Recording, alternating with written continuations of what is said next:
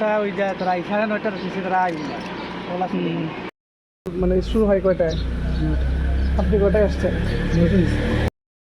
ইনশাআল্লাহ।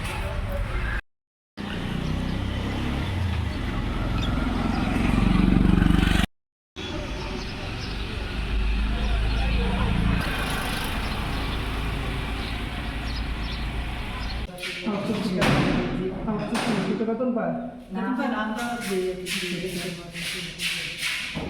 এখানে একটা ইয়ে আছে আপনার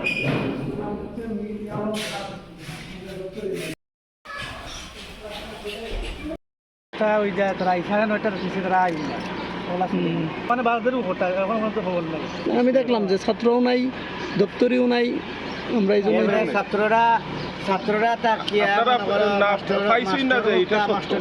আমরা এই জন্যই আসছি আজকে।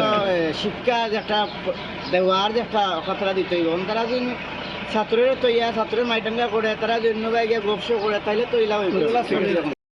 মানে শুরু হয় কয়টায়? আপনি কয়টায় আসছেন? 9টার সময় আপনি নিজে আসছেন। স্কুল শুরু হয় 9:15। 9:15 থেকে আসবে মানুষজন? হেডমাস্টার কখন আসে? আপনি 9টার সময় তো এখনই খুলেন নাই, গেটই খুলেন নাই, রুম খুলেন নাই। আপনি নিজে আসছেন 9টায়। আপনার কাজ দপ্তরের কাজ কি?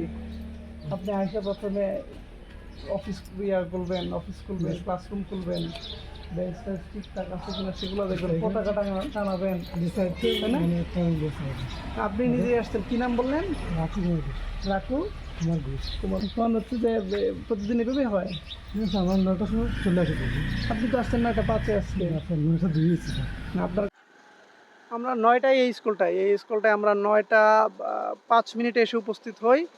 তখন অবধি আমাকে এই স্কুলটা আমরা যেটা দেখলাম দপ্তরি অবধি আসে নাই আর কি।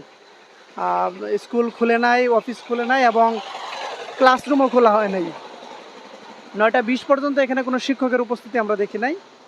আর ছাত্রছাত্রী একজনও ছিল 9:20 পর্যন্ত। এখন 9:50 বাজে, তো এখনও ছাত্রছাত্রী ঢুকছেন।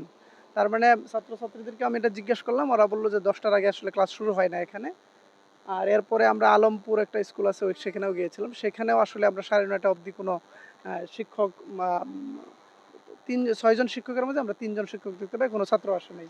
তারপরে মিরশঙ্কর স্কুলেও সেম অবস্থা, আমরা সেখানে 50%, যদিও 6জনের মধ্যে 3জন উপস্থিত ছিলেন, হেডমাস্টার সেখানে ছুটিতে আছেন বলে জানতে পারি।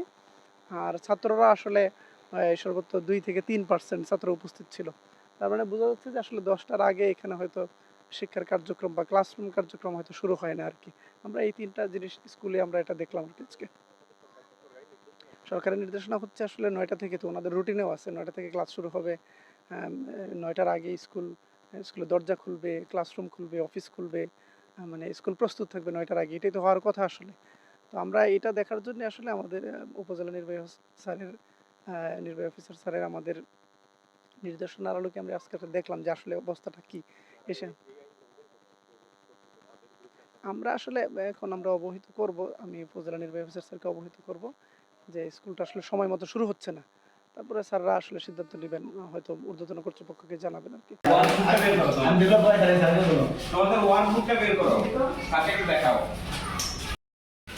এটা ল, এটা দেখতে পাচ্ছ সারা দিকে দেখা যায়।